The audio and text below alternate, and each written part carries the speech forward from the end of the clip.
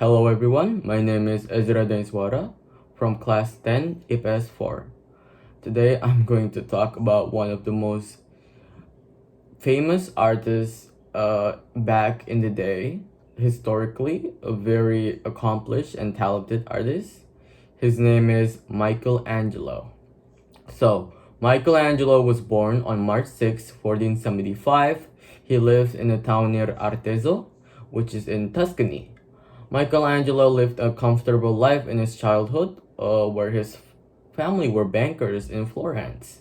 But the bank industry failed, and his father decided to enter a government post. His father served as the judicial administrator at Caprice, as well as Tuesday's local administrator. But then they came back to Florence, and this is where Michelangelo lived most of his childhood. But when he was 6 years old, his mother died of a chronic illness.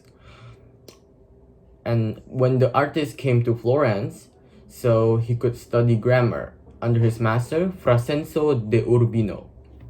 However, he was vaguely interested in formal schooling as he was more fascinated with copying paintings from various churches in Italy. He was also able to meet several painters who inspired him to pursue his art education.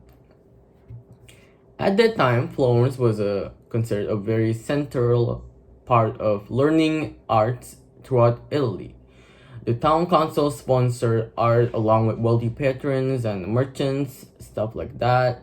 Moreover, the Renaissance was flourishing in this Italian city, which gave rise to impressive structures and artistic masterpieces.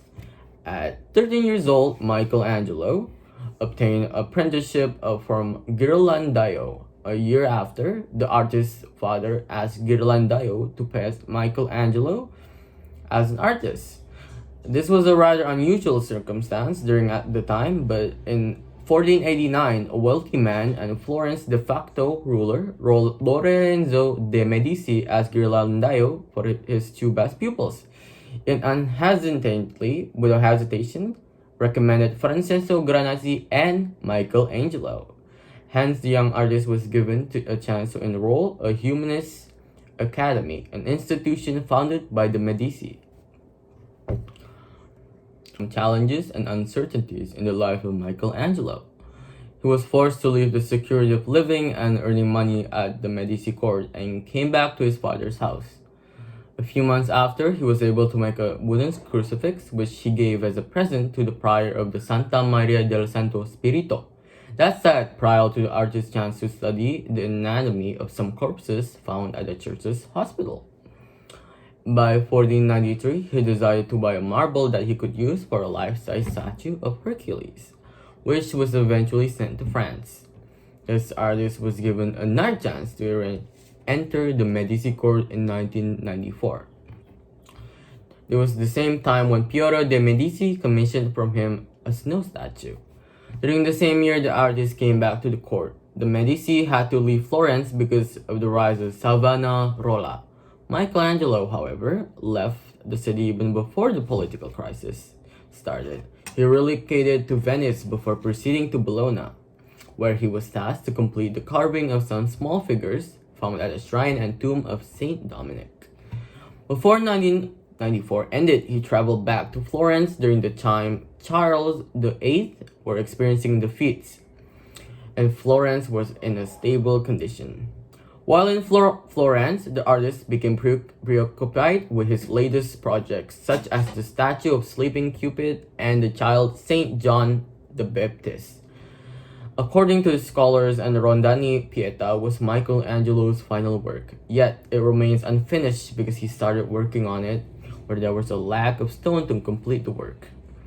Hence, this work of art maintained an abstract quality that resembled the 20th century concept and style of sculpting.